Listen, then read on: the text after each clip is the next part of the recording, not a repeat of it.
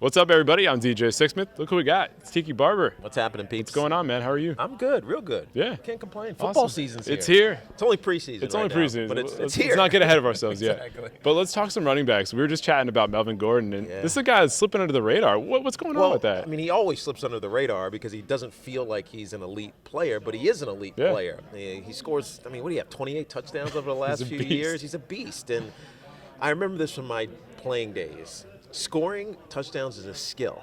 This is why, despite having every record in Giants history, the one I don't have is touchdowns. Because Brandon Jacobs would take all my 1-yard touchdowns. I couldn't get in the end zone. But Melvin scores, and I think it's often lost because we look at it in fantasy terms sometimes, and it's like, how many yards does he have? How many receptions does he have? But it's about scoring. We've forgotten about Melvin Gordon currently in this preseason because of Zeke Elliott's holdout with the Dallas Cowboys, and the expectations are so high for them, and they have 3 guys that they got to pay.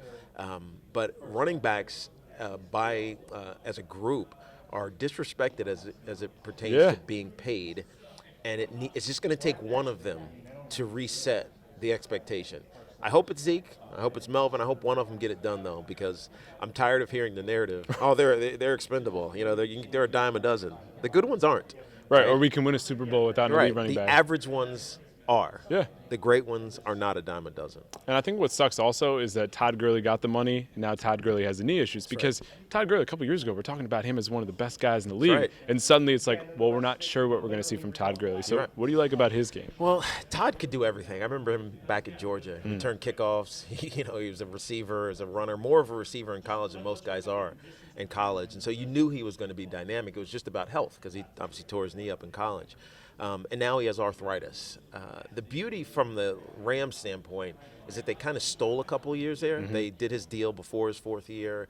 They wrapped in the 5th-year option. And so the number, while big, actually encompasses a couple of years from his prime.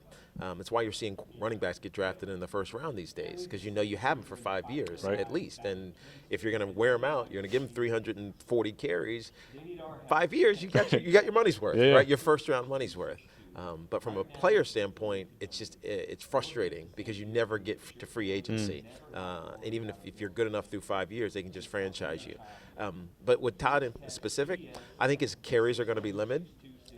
They have to be sure that he's healthy for the postseason. The Rams are built to win right now. We saw it last year. They got to the Super Bowl. They came up short, in large part because their run game, which they had depended on with Todd Gurley for much of the year, wasn't nearly the same. And so you hate to look at it from a fantasy standpoint, but he's not your top back. Yeah, pick, no, he can't right? be. He can't be. Yeah. But if the Rams are going to win, he has to be right come the end of the season.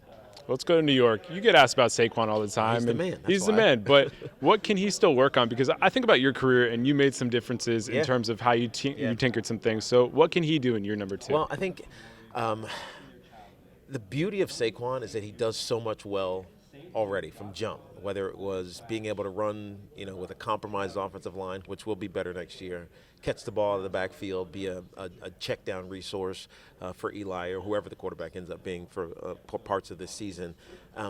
But I think the bigger thing that he can do is be that second set of eyes behind the quarterback. I remember late in my career, early in Eli's career, there's one guy that can see the whole field that's counted on. That's a quarterback. There's 2 guys that actually can see it. That's also the running back. So developing an understanding of what's happening because it helps the quarterback. I think that comes with age. It comes with experience. And I think Saquon's smart enough to pick that up. Good deal, Tiki. Thanks so much. My pleasure. Enjoy the season.